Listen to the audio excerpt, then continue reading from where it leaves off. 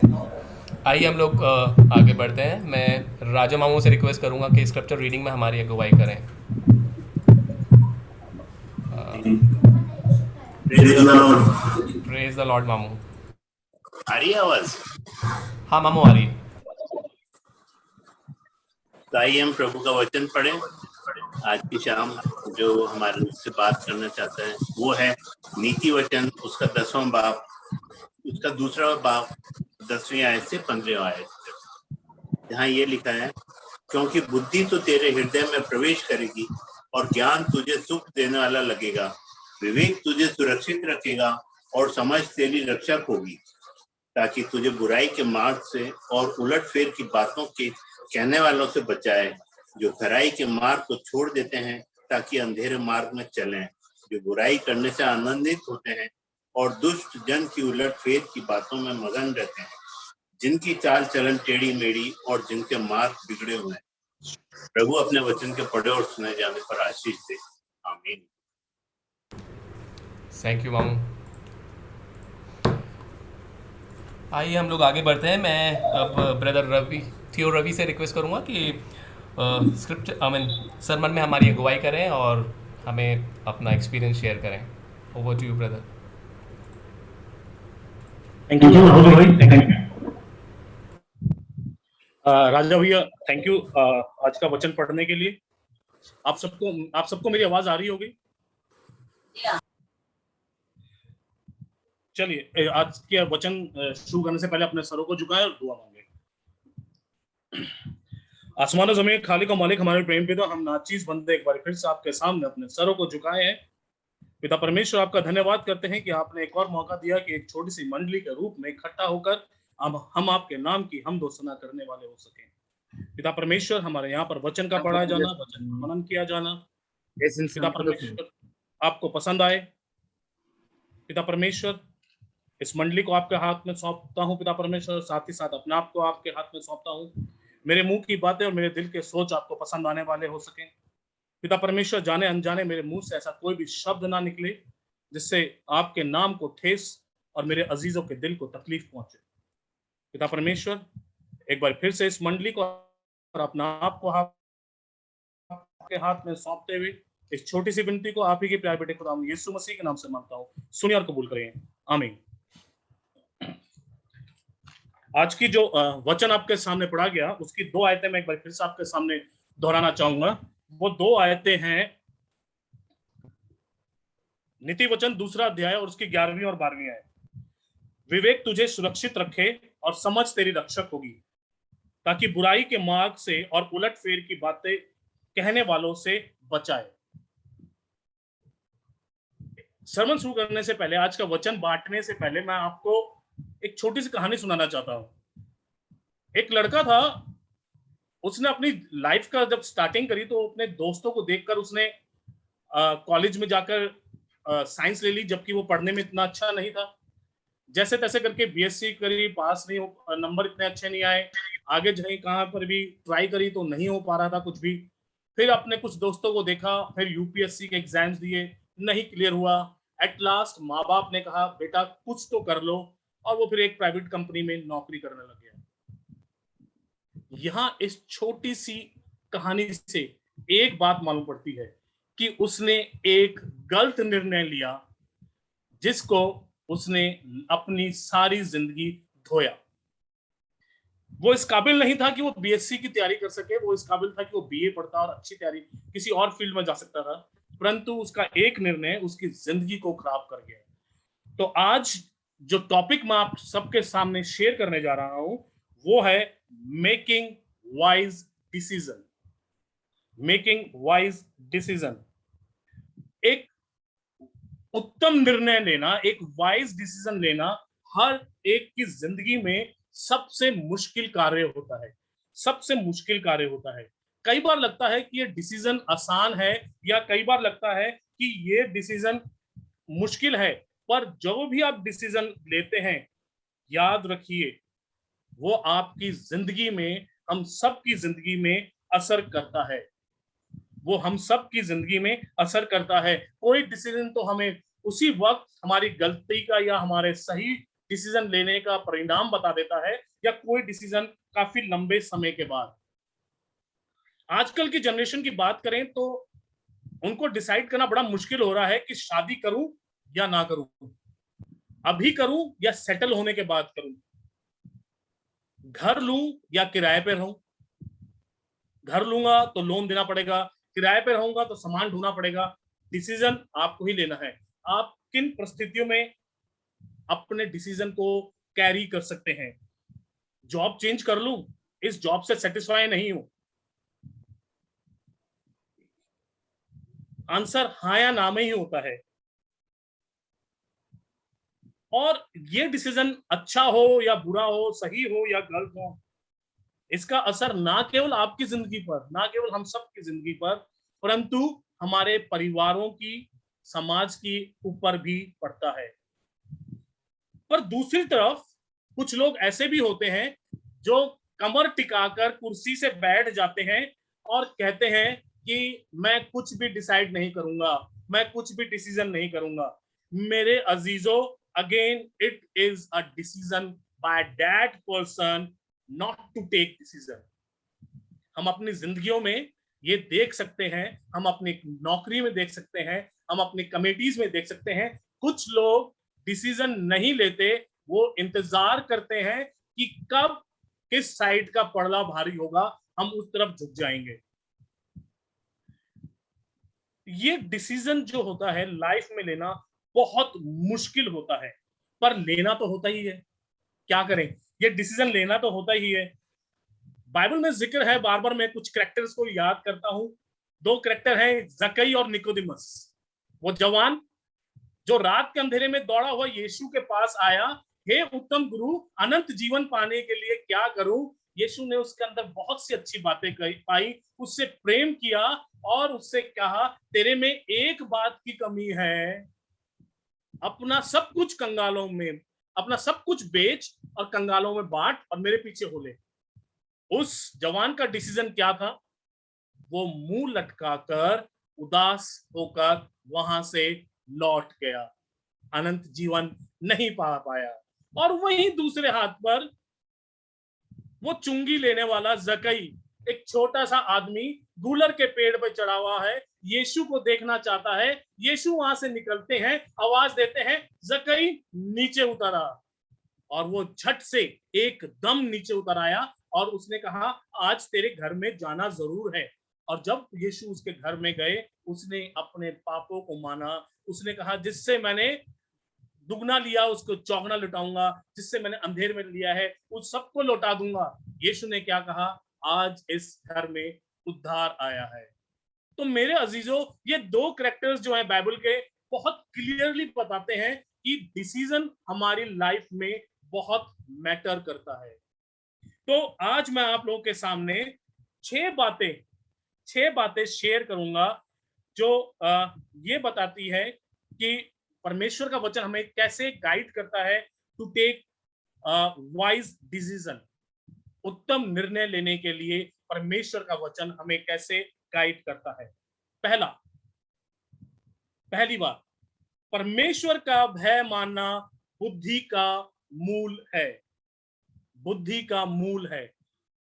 अगर हम परमेश्वर का भय मानते हैं तो वो हमारी बुद्धि का मूल है, क्योंकि कोई भी ऐसी जगह नहीं जहां हम छुप कर पाप कर सकें, जहां हम कोई गलत काम कर सकें, क्योंकि परमेश्वर हर जगह है। अगर हमारे दिलों में ये भय है, ये डर है कि परमेश्वर देखता है, परमेश्वर जानता है कि मैं ये गलत काम करने जा रहा हूं, तो याद रखिए आप वो गलत डिसीजन नहीं लेंगे। भजन संहिता में भजनकार 111वां भजन संहिता और उसकी 10वीं आयत में लिखता है, बुद्धि का मूल यहोवा का भय है, जितने उसकी आज्ञाओं को मानते हैं उनकी बुद्धि अच्छी होती है। बुद्धि अच्छी होती है, अकल अच्छी होती है। ये वही अकल है जिसके लिए राजा सुलेमान ने कहा कि परमेश्वर, मुझे धन दौलत नहीं, मुझे बुद्धि चाहिए। I want wisdom. ये वो विजडम है, ये वो बुद्धि है जो हमारे को चाहिए। और इसका मूल स्टार्टिंग इज कि हमें परमेश्वर का भय मानना है। परमेश्वर का भय हमें हर चीज से बचा कर रखता है। अगर हमें ये भय होगा कि मैं गलत काम कर रहा हूं या सही काम कर रहा हूं, तो मेरे अजीजों याद रखिए, आप सही डिसीजन लेंगे। पहली बात हमने सीखी कि परमेश्वर का भय मानना बहुत जरूरी है। दूसरा, listen the advice. Listen the advice, लोगों की एडवाइस को सुनना है। आजकल हमें कोई भी प्रोडक्ट खरीदना हो, चाहे वो ऑनलाइन हो चाहे ऑफलाइन हो, सबसे पहले हम एक चीज चेक करते हैं, आप सब जानते हैं, वो है कस्टमर्स रिव्यू। कस्टमर्स रिव्यू हम चेक करते हैं कि प्रोडक्ट कैसा है। क्यों करते हैं? क्योंकि वी वांट द एडवाइस कि क्या जो प्रोडक्ट मैं खरीदने जा रहा हूं वो सही है या नहीं है। तो मेरे अजीजों, परमेश्वर ने हमें 2 कान दिए और 1 मुंह दिया है। 2 कान इसलिए दिए हैं ताकि हम सुने। We are suppose to be observative, ज्यादा सुने और कम बोले। ज्यादा सुनेंगे, ज्यादा ऑब्जर्वेटिव रहेंगे, ज्यादा हमें मालूम पड़ेगा कि क्या सही है, क्या गलत है, क्या हमारे लिए अच्छा है, क्या बुरा है। तो मेरे अजीजों, वचन हमें इस प्रकार बताता है। नीति वचन उसके 12वें अध्याय की 15वीं आयत में, मूर्ख को अपनी चाल सीधी जान पड़ती है। जो मूर्ख व्यक्ति है उसको अपनी अपनी जो चाल है, अपना काम करने का तरीका है, वो उसको सही जान पड़ता है। परंतु जो सम्मति से, सम्मति मीन्स एडवाइस से, परंतु जो सम्मति मानता है वो बुद्धिमान होता है। मेरे अजीजों, हम आज घर में एसी लाते हैं, फ्रिज लाते हैं, कार लाते हैं, तो घर में एक साथ बैठकर डिसाइड करते हैं, एडवाइस लेते हैं कि हम कौन सा एसी लाएं, कौन सी कार लाएं, क्या हमें एक्टिवा बदलनी है, क्या हमारा इस एक्टिवा से काम चल रहा है, क्या हमें नई कार की जरूरत है। क्यों? ताकि हम हस्बैंड वाइफ बच्चों से एडवाइस लेते हैं कि हम सही निर्णय ले रहे हैं या नहीं ले रहे हैं। ये हमारे घर का है। परंतु नीति वचन में लिखा है उसके 11वें अध्याय की 14वीं आयत में, a nation falls if it has no guidance, many advisors means security। उसके जो काउंसलर्स होते हैं, जो उसके सलाहकार होते हैं, वो उसको एडवाइस करते हैं कि किस प्रकार वो अपने नेशन को सिक्योर कर सकता है, सिक्योर कर सकता है। राजा सामने वाला तगड़ा है तो सुलह कर लेते हैं, कमजोर है तो चढ़ाई कर देते हैं। तो ये एडवाइजर्स, जो काउंसलर्स होते हैं, वो एडवाइस करते हैं। नीति वचन उसके पहले बाब की 5वीं आयत में लिखा है कि बुद्धिमान सुनकर अपनी विद्या बढ़ाए। जो बुद्धिमान व्यक्ति है वो सुने और अपनी विद्या को बढ़ाए, और समझदार बुद्धि पर उपदेश पाए। और जो समझदार व्यक्ति है वो उस बुद्धि पर उपदेश पाए, वो बुद्धि पर उपदेश पाए। क्यों? कैसे पाएगा? By listening the advice. बड़े बुजुर्गों की एडवाइस दी जाती है। कई बार घर परिवारों में बातें होती हैं। मैं अपने घर की बताता हूँ, मेरी वाइफ मुझसे कहती है कि तुम अपने एचओडी से हर बार डिस्कस करते हो कोई भी चीज लेने से पहले। नहीं, डिस्कस नहीं करता हूं, एडवाइस चाहता हूं कि जो मैं ले रहा हूं या जो मैं काम कर रहा हूं वो सही है या गलत है। Listen the advice. पहली चीज सीखी परमेश्वर का भय, दूसरा चीज सीखी listen the advice. Now the third one is seek God first to make wise decision. पहले परमेश्वर को चुनो कोई भी वाइज डिसीजन करने से पहले। मत्ती की इंजील उसके 6 बाब की 33वीं आयत में इस प्रकार लिखा है, इसलिए पहले तुम परमेश्वर के राज्य के खोजी हो, परमेश्वर के राज्य को खोजी हो, तो ये सब वस्तुएं तुम्हें मिल जाएंगी। उसमें बुद्धि भी है, उसमें तब ये सब वस्तुएं तुम्हें मिल जाएंगी। क्योंकि नीति वचन के 2 बाब की 6 आयत में लिखा है, बुद्धि यहोवा ही देता है, कोई और आपको विजडम नहीं देता है। हिंदी में कहावत है, विनाश काले विपरीत बुद्धि, विनाश काले विपरीत बुद्धि। और वो विपरीत पे जब हम जाते हैं, जब हम यहोवा से, परमेश्वर से दूर हो जाते हैं। क्योंकि जब हम परमेश्वर के साथ रहते हैं तो बुद्धि यहोवा ही देता है, ज्ञान और समझ की बातें उसी के मुंह से निकलती हैं, और उसके मुंह से निकली हुई बातें इस वचन में है। ये हमारा हथियार है, इसका ये बुद्धि का स्रोत है, ये है जो इसमें उसने ज्ञान और समझ की बातें मेरे और आपके लिए दे रखी हैं। और जो बुद्धि की बातें हैं वो यहोवा ही देता है, और इसलिए हमें पहले यहोवा की, परमेश्वर की खोज करनी है, उसको मानना है, उसको एक्सेप्ट करना है। चौथी बात, commit everything to Lord and Lord will help you. सब कुछ परमेश्वर के हाथों में सौंप दो तो परमेश्वर आपकी मदद करेगा। देखते हैं भजन संहिता 37वां बाब उसकी 5वीं आयत, अपने मार्ग की चिंता यहोवा पर छोड़ दो। अपने मार्ग की चिंता यहोवा पर छोड़ दो। ये कौन सा मार्ग है? ये कौन सा मार्ग है? ये वही मार्ग है, एक साकेत मार्ग है और एक चौड़ा मार्ग है। और जो चौड़ा मार्ग है उसमें बहुत से लोग जाते हैं और एक सकरा मार्ग है जिसमें बहुत कम लोग जाते हैं, परंतु अनंत में आनंद ही आनंद है। उस मार्ग में कठिनाइयां जरूर है, मुश्किलें जरूर है, और उस मार्ग की चिंता हमें यहोवा पर छोड़ देनी है। परंतु हम क्या करते हैं? हम करते हैं नीति वचन 14 बाब की 12वीं आयत में, ऐसा मार्ग है जो मनुष्य को ठीक जान पड़ता है। हम उस मार्ग पर जाते हैं जो मनुष्य को ठीक जान पड़ता है।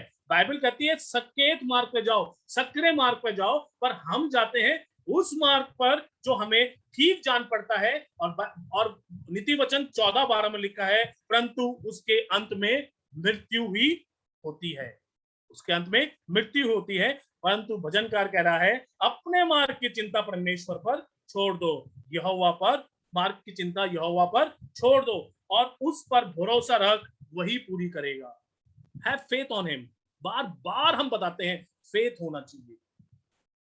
अगर हम बात करें तो मसीहत की जो नींव है, उसके जो नींव के जो पत्थर हैं, प्रेम विश्वास जो है वो मजबूत पत्थर हैं। इसके प्रेम विश्वास मेल मिलाप, प्रेम विश्वास और मेल मिलाप। तो भरोसा रखना है परमेश्वर पे, बुद्धि मांगनी है और सब कुछ उसके हाथ में सौंप देना है। प्रभु मेरी जिंदगी में जो अच्छा, जो आपकी इच्छा है वो पूरी हो। ये वाइज डिसीजन लेने के लिए चौथा स्टेप हमें लेना है। पांचवा स्टेप, पांचवी बात जो हमने करनी है, trust in Lord with all your heart. पूरे मन से परमेश्वर पर विश्वास करना। नीति वचन उसका 3रा अध्याय और उसकी 5वीं और 6ठी आयत, तू अपनी समझ का सहारा ना लेना। तू अपनी समझ का सहारा ना लेना। समझ का सहारा लेंगे तो क्या होगा? वो मार्ग अपना लेंगे जिसमें अंत में मृत्यु है। तो तू अपनी समझ का सहारा ना लेना, परंतु संपूर्ण मन से यहोवा पर भरोसा रखना, उसको स्मरण करके, उसको याद करके सब काम करना, तब वह तेरे लिए सीधा मार्ग निकालेगा। तब वो तेरे लिए सीधा मार्ग निकालेगा। मेरे अजीजों, हमें परमेश्वर पर पूर्ण विश्वास करना है एक वाइज डिसीजन लेने से पहले। अपनी इच्छाएं, अपनी मन्नत-जातें, अपनी प्रार्थनाएं, अपनी जो भी जरूरत है वो परमेश्वर के आगे रखनी है। और अगर वो हमारे लिए अच्छा होगा तो वो हमें परमेश्वर भरपूरी से देगा, भरपूरी से देगा। अक्सर मैं जब कलाम सुनाता तो वहां पर एक छोटी सी बात कहता हूँ कि एक व्यक्ति था, वो परमेश्वर से दुआ करता था, मेरी 10 लाख की लॉटरी निकल आए, मेरी 10 लाख की लॉटरी निकल आए। एक दिन परमेश्वर ने उससे कहा, बेटा ये पकड़ो 10 लाख, पर ये तुम्हारी चॉइस थी, मैं तो तुम्हें 1 करोड़ देना चाहता था, मैं तो तुम्हें 1 करोड़ देना चाहता था। हमारी चॉइस, हमारी इच्छाएं छोटी छोटी है, छोटी छोटी हैं, अंत में मृत्यु है, वाइज नहीं है। Why don't we leave it on the Lord? परमेश्वर आप जो चाहते हैं मेरी जिंदगी में वो करिए, वो करिए। आप मुझे लेके जाइए, मुझे आगे बढ़ाइए। छठी बात, डोंट फॉरगेट। छठी बात, don't forget wisdom comes from God alone. हमेशा याद रखें, कभी ना भूलें, बुद्धि केवल परमेश्वर की ओर से मिलती है। याकूब की पत्री उसका 1 अध्याय और उसकी 5वीं आयत, याकूब की पत्री उसका 1 अध्याय और उसकी 5वीं आयत, पर यदि तुम में से किसी में बुद्धि की कमी हो, बुद्धि में की कमी हो, तो परमेश्वर से मांगे, ही विल गिव यू, वो हमें देगा। परमेश्वर, मेरे पास बुद्धि नहीं है, मैं डिसीजन नहीं ले पा रहा हूँ, प्लीज गिव मी। यदि तुम में से किसी के में को बुद्धि की घटी हो तो परमेश्वर से मांगे, जो बिना उलाहना दिए सबको देता है, किसी को उलाहना नहीं देता है, सबको देता है, और उसको भी दी जाएगी जो मांगेगा, जो मांगेगा। तो मेरे अजीजों, मैंने और आपने यहाँ 6 बातें सीखी कि हम वाइज डिसीजन लेने के लिए पाक कलाम क्या बताता है। पहली बात बताता है कि परमेश्वर का भय मानना है। दूसरी बात बताता है कि हमें एडवाइस को सुनना है। तीसरी बात बताता है कि हमें परमेश्वर को पहले चुनना है। चौथी बात है commit everything to the Lord. पांचवी बात है trust in the Lord with whole heart. And six बात जो है don't forget wisdom is only from the Lord alone. मैं और आप यहाँ इन 6 बातों से क्या सीखते हैं? चूज करें what is better, time spend with friends, with parties, और time spend with Jesus. Choose करें विजडम, माय विजडम और गॉड्स विजडम। चूज करें अपनी लाइफ में to live, to help, to pray for your guide, to make wise choice. जिंदगी जीनी है, दूसरों की मदद करनी है। क्या सीखते हैं? To respect people who teach you, who guide you on the right way. पांचवी बात जो हम सीखते हैं, संगत करनी है, संगति रखनी है वाइज पीपल से, स्पिरिचुअल पीपल से। छठी बात जो हमें यहाँ मालूम पड़ती है कि हमें रिलेशनशिप रखनी है। कैसी रिलेशनशिप? लॉन्ग टर्म या शॉर्ट टर्म? थोड़े समय की खुशी के लिए मित्रों के साथ, दोस्तों के साथ एक रिलेशनशिप रखना है, या फिर परमेश्वर के साथ लंबा रिलेशनशिप। छोटी सी बात रिलेशनशिप पर बताऊंगा। मेरी बेटी अब 12th पास कर चुकी है।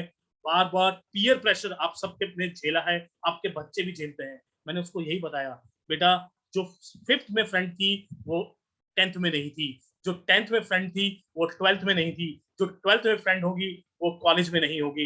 ये शॉर्ट टर्म रिलेशंस हैं, पर हमें एक लॉन्ग टर्म रिलेशन बनाना है परमेश्वर के साथ, हमेशा के लिए चूज करना है। ये है हमें हमारे वाइज चॉइस।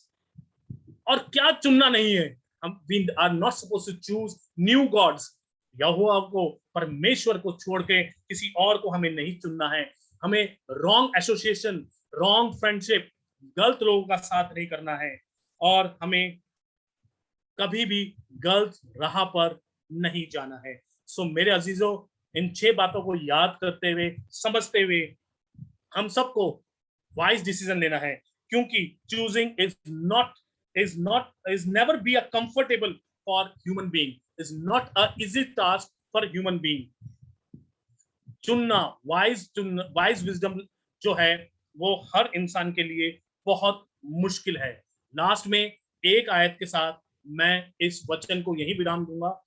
यहोशू उसका 24वां अध्याय और उसकी 15वीं आयत। यहोशू उसका 24वां अध्याय और उसकी 15वीं आयत। चुन लो, वाइज डिसीजन है। क्या चुनना है? चुन लो। तो आज तुम चुन लो किसकी सेवा करोगे? उसकी जिसकी तुम्हारे बाप दादा करते आए, उन मूर्तियों की पूजा करोगे? पर यहोशू क्या कहता है? He has taken a wise decision. क्या कहता है? मैं तो अपने घराने समेत यहोवा ही की सेवा करूंगा। मैं तो अपने घराने समेत यहोवा ही की सेवा करूंगा। सो मेरे अजीजों, वाइज डिसीजन के लिए हमें परमेश्वर के ऊपर विश्वास करना है, उसकी बातों को मानना है, उसके कलाम को पढ़ना है और उसके पीछे चलना है। आइए हम अपने सरों को झुकाएं और दुआ मांगें। आसमान और जमीन के खालिक और मालिक, हमारे प्रेम पिता, हम नाचीज बंदे एक बार फिर से आपके सामने अपने सरों को झुकाए हैं। पिता परमेश्वर, आपने जो वचन मुझे दिया, मैंने अपने अजीजों के बीच में बांट दिया। ये वचन हम सबकी जिंदगी में 30 गुना, 60 गुना और 100 गुना फल लाए। पिता परमेश्वर, हम इस वचन को ना केवल सुनने वाले हों परंतु उस पर अमल करने वाले। हम सब पे अपनी बरकत का हाथ रखिए। इस मीटिंग में हर एक जन जो उपस्थित है उसको अपनी बरकत से मालामाल करिए, और जो किसी कारणवश नहीं आ पाया, आप उसे भी वो बरकत और आशीष दीजिए जो आप हमें देना चाहते हैं। इस छोटी सी विनती को आप ही के प्यारे बेटे खुदाम यीशु मसीह के नाम से मांगता हूँ, सुनिए और कबूल करें। आमीन। जय मसीह की। Thank you very much brother Ravi, बहुत सुंदर वचन के लिए, बहुत अच्छे एग्जाम्पल्स के लिए। हम बिल्कुल हर एक रेफरेंस को अपनी लाइफ से रिलेट कर पाए। Thank you very much. अब हम लोग आगे बढ़ते हैं। मैं ब्रदर अतुल लाल से रिक्वेस्ट करूंगा कि एंडिंग प्रेयर में हमारी अगुवाई करें। Yes, okay.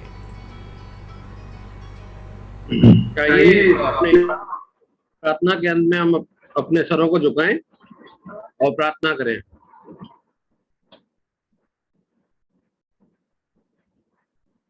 धन्यवाद करते पिता परमेश्वर तेरा इस समय के लिए, धन्यवाद धन्यवाद धन्यवाद करते पिता परमेश्वर, तूने जिंदों को जमीन पे सही सलामत रखा और एक आज का पाक दिन दिखाया, इसलिए तेरा धन्यवाद करते हैं पिता परमेश्वर। दिन भर तूने हमें संभाला पिता परमेश्वर, एक सुहानी शाम दिखाई पिता परमेश्वर, एक अच्छा वचन पिता परमेश्वर रवि भाई के द्वारा तूने हमारे जीवन में दिया पिता परमेश्वर का, हमें किसकी सुननी है, किसके पीछे चलना है, किससे एडवाइस लेनी है पिता परमेश्वर। धन्यवाद करते हैं एक बार फिर से इस वचन के लिए जो तूने हमारे जीवन में दिया। होने दे पिता परमेश्वर, इस वचन को हम सिर्फ सुनने वाले ही नहीं बल्कि इसको समझने वाले और इस पे चलने वाले हो सके। होने दे पिता परमेश्वर, जितने लोग यहाँ पे इस दुआ में शरीक है पिता परमेश्वर, हर एक जन के साथ हो, हर एक जन को पिता परमेश्वर अपने आगोश में संभाले रख पिता परमेश्वर। इस बीमारी के समय में, महामारी के समय में पिता परमेश्वर, हर एक जन को तूने संभाला है पिता परमेश्वर। एक बार फिर से तेरा धन्यवाद करते हैं एक बार फिर से हमारे जीवन में दिन दिखाया पिता परमेश्वर। बोले दे पिता परमेश्वर, ये रात हम पे गालिब आती तो रात भर हमारे आप मददगार हो पिता परमेश्वर, रात भर हमारी रहनुमाई कर, अपने पाक फरिश्तों को भेज और पिता परमेश्वर अगर तेरी मर्जी हो तो कल का पाक दिखा। एक बार फिर से धन्यवाद करते तेरी हर आशीष बरकतों और नियामतों पे जो तूने हमारे जीवन में दी पिता परमेश्वर। एक बार फिर से इस अच्छे माध्यम के लिए पिता परमेश्वर, इस पारिवारिक दुआओं के लिए पिता परमेश्वर धन्यवाद करते हैं पिता परमेश्वर, तूने हर एक जन के जीवन में डाला पिता परमेश्वर। पिता परमेश्वर, हम सब यहाँ इकट्ठे होकर तेरे नाम को लेने वाले हो सके पिता परमेश्वर। धन्यवाद करते हैं एक बार फिर से, जो भी कोशिश और मेहनत की गई है इसके पीछे उसके लिए धन्यवाद करते हैं। होने दे पिता परमेश्वर, ये दुआएं पिता परमेश्वर ऐसे ही आगे चलती जाएं और पिता परमेश्वर हम अपने जीवन में तेरे वचन को उतारने वाले हो सके। अब क्या मांगे पिता परमेश्वर, और जो मेहनत की छोटी दुआ को हमारे प्यारे प्रभु यीशु मसीह के नाम में होकर मांगते हैं, सुन और ग्रहण कर, आमीन। है हमारे बाप, तू जो आसमान पर है, तेरा नाम पाक माना जाए, तेरी बादशाहत आए, तेरी मर्जी जैसे आसमान पर पूरी होती है वैसे ज़मीन पर भी पूरी हो। हमारे रोज़ की रोटी आज में बख्श दे और जिस कसूरों को माफ़ करते हैं तू भी हमारे कसूरों को माफ़ कर, आजमाइश में न पड़ने दे बल्कि बुराई से बचा, क्योंकि बादशाह कुदरत और जलाल हमेशा तेरे हैं, आमीन। Praise the Lord. Thank you brother Atul. जय मसीह की। जय मसीह की।